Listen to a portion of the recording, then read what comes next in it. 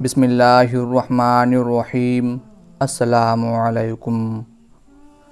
ابو جہل کا اصل نام عمرو بن ہشام اور کنیت ابو الحکم تھی، جس کی وجہ سے وہ عرب میں ابو الحکم کے نام سے جانا جاتا تھا۔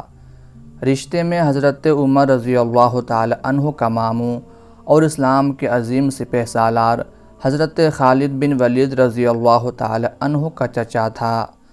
عام لوگوں کا خیال ہے کہ ابو جہل کو یہ نام اسلام نے کم علمی اور ناخواندگی کی وجہ سے دیا تھا، جو کہ بالکل غلط ہے۔ ابو الحکم کا مطلب ہے علم و حکمت کا بادشاہ۔ وہ کئی گھنٹے بڑی لمبی تقریریں کیا کرتا تھا، شاعری بھی خوب جانتا تھا اور اپنے دور میں خانہ کعبہ کا متولی بھی تھا۔ میلے اور محفلیں کروایا کرتا تھا اور خانہ کعبہ کی تعمیر و توسیع میں بھی بڑھ چڑھ کر حصہ لیتا تھا۔ عرب کے لوگ دور دراز علاقوں سے لمبی مسافتیں طے کر کے اس کی تقریریں سننے آیا کرتے۔ ایک دن خانہ کعبہ کی دیوار سے ٹیک لگا کر بیٹھا تھا کہ ایک سیدھے سادے دیہاتی کا وہاں سے گزر ہوا، جس نے کہا کہ صاحب، اگر اجازت ہو تو ایک بات پوچھوں، مگر آپ وعدہ کریں کہ سچ بولیں گے اور میرے سوال کے جواب میں کوئی ڈنڈی نہیں ماریں گے۔ جواب میں ابو جہل نے دیہاتی سے کہا کہ پاگل ہو گئے ہو، دیکھتے نہیں میں کتنی پاک اور متبرک جگہ بیٹھا ہوں، اس جگہ بھلا کوئی جھوٹ بول سکتا ہے؟ پوچھو کیا پوچھتے ہو؟ دیہاتی نے کہا، اے ابو الحکم، محمد بن عبداللہ صلی اللہ علیہ وآلہ وسلم کے بارے میں آپ کا کیا خیال ہے؟ دیہاتی کی زبان سے یہ غیر متوقع سوال سن کر ابو جہل تلملا اٹھا اور اس سے کہنے لگا، او ظالم، اس پاک جگہ تم کو یہ سوال نہیں پوچھنا چاہیے تھا۔ جس کے جواب میں دیہاتی نے کہا کہ میں نے اسی لیے اس جگہ کا انتخاب کیا ہے کہ یہاں کوئی جھوٹ بولنے کی جسارت نہیں کر سکتا۔ حیرانگی اور پریشانی کے آثار اس کے چہرے پر عیاں ہو گئے اور بھرائی ہوئی آواز کے ساتھ دیہاتی سے کہا، سن، آسمانوں کے رب کی قسم، اس نیلی چھت کے نیچے اور اللہ کی زمین پر محمد بن عبداللہ صلی اللہ علیہ وآلہ وسلم جیسا سچا اور راست باز آج تک نہ پیدا ہوا ہے نہ ہوگا۔ وہ خود بھی سچا، اس کی نبوت بھی سچی، اس کا دین بھی سچا ہے، اور چشم فلک نے اس جیسا صادق اور امین آج تک نہیں دیکھا۔ دیہاتی نے حیران ہو کر کہا، جناب، اگر ایسی بات ہے تو کیوں نہ چل کر ان کی بیعت کر لی جائے اور جو دعوت وہ دے رہے ہیں اسے قبول کر لیا جائے۔ جس کے جواب میں ابو الحکم نے وہ بات کہی جس نے اسے ابو جہل بنا دیا۔ کہنے لگا، تیری ماں تجھ کو روئے، کبھی ان کی محفل میں جا کر دیکھو، وہاں تو عالم یہ ہے کہ کئی دن پیٹ پر پتھر باندھنا پڑتا ہے، اور اطاعت و فرمانبرداری کا یہ عالم ہے کہ ان کے ماننے والے ان کے وضو کا پانی زمین پر نہیں گرنے دیتے بلکہ اپنے کپڑوں سے مل لیتے ہیں اور ان کا پسینہ بوتلوں میں ڈال کر محفوظ کر لیتے ہیں۔ ان کی محفل میں آقا و غلام کی بھی کوئی تمیز نہیں، سب برابر سمجھے جاتے ہیں۔ جبکہ تم کو معلوم ہے میں قریش کا ایک مانا اور جانا ہوا سردار ہوں، لوگ میری قدم بوسی کرنے کے لیے طول و عرض سے میرے آستانے پر حاضری دینے آتے ہیں، اپنا مال و متاع نذرانے کے طور پر پیش کرتے ہیں، اور کوئی غلام میرے سامنے بیٹھنے کی جرت نہیں کرتا۔ تمہارا کیا خیال ہے میں یہ جاہ و حشمت، یہ شان و شوکت قربان کر کے ان کے قدموں میں جا بیٹھوں؟ یہ وہ جواب تھا جو ابو جہل کے اس مائنڈ سیٹ کی عکاسی کرتا ہے جسے اسلام جہالت کا نام دیتا ہے کہ دوسرے کی بات کو سننے سے ہی اکثر انکار کر دینا چاہے، اس کا دعویٰ اور دلیل کتنے ہی وزندار اور حقیقت پسندانہ کیوں نہ ہو۔ عمرو بن ہشام کو ابو جہل یوں ہی نہیں کہا گیا، بلکہ ایک بار تو ایسا بھی ہوا، بڑی تیز بارش اور آندھی و طوفان تھا، ابو جہل کے دروازے پہ دستک ہوئی تو اس نے اپنی بیوی سے کہا کہ اتنے خراب موسم میں میرے دروازے تک آنے والا جو بھی سوال کرے گا، مجھے لات و عزیٰ کی قسم میں انکار نہیں کروں گا۔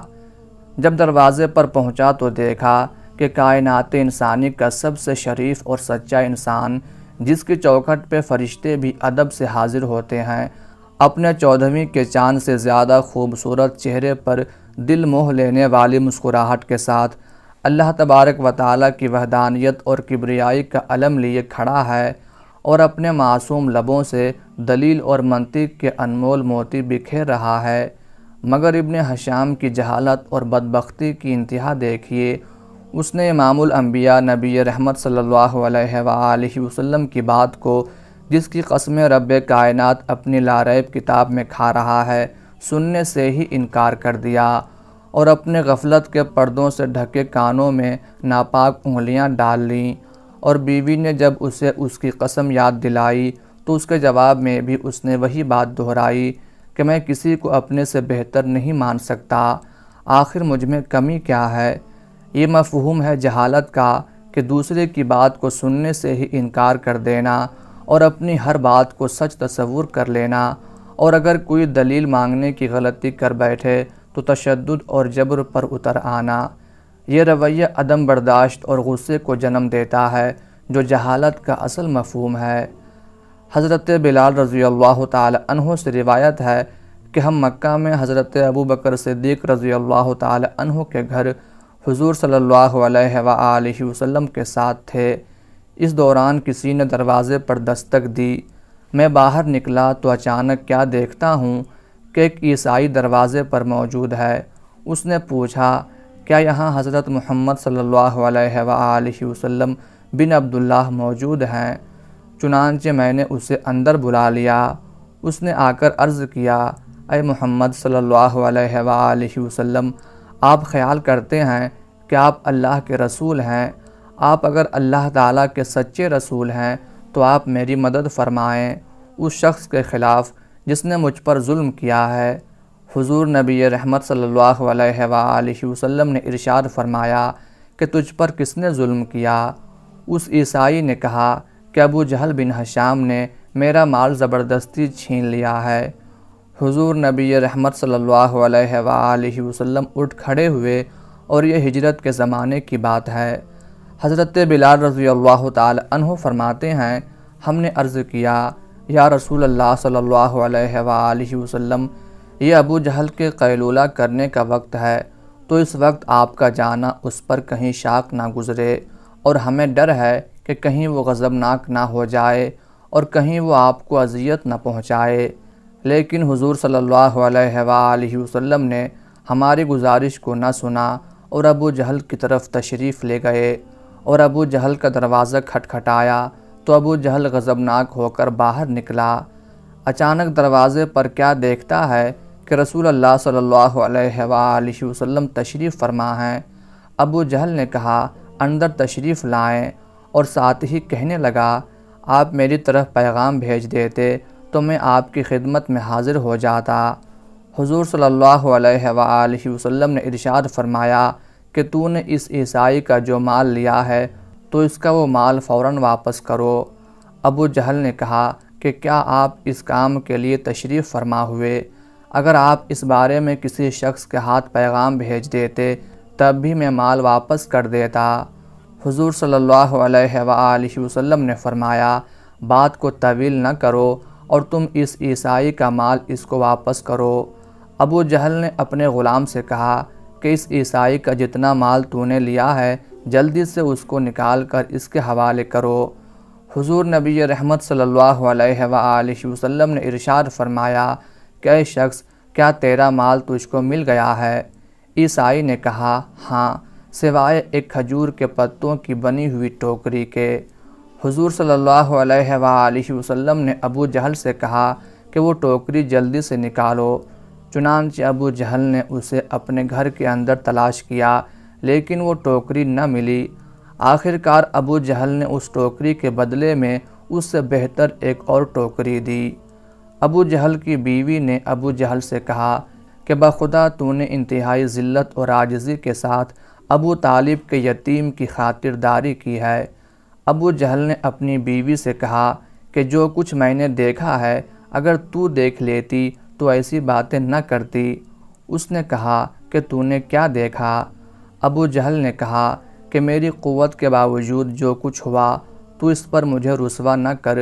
کہنے لگا کہ میں نے ان کے دونوں کندھوں پر دو شیر بیٹھے ہوئے دیکھے جب بھی میں ارادہ کرتا کہ کہوں کہ میں مال واپس نہیں کرتا تو قریب تھا کہ وہ دونوں مجھے پھاڑ کھاتے۔ اس ڈر کے مارے میں نے ان کی عزت کی۔ حضرت بلال رضی اللہ تعالی عنہ نے فرمایا کہ جب عیسائی نے وہ سارا منظر دیکھا جو منظر ابو جہل دیکھ چکا تھا تو اس نے زبان حال سے کہا کہ محمد صلی اللہ علیہ وآلہ وسلم آپ اللہ کے سچے رسول ہیں اور آپ کا دین برحق ہے۔ چنانچہ اس نے اسلام قبول کر لیا، اور اس کا اسلام کو قبول کرنا ایک مظلوم کی مدد کرنے کی برکت سے تھا۔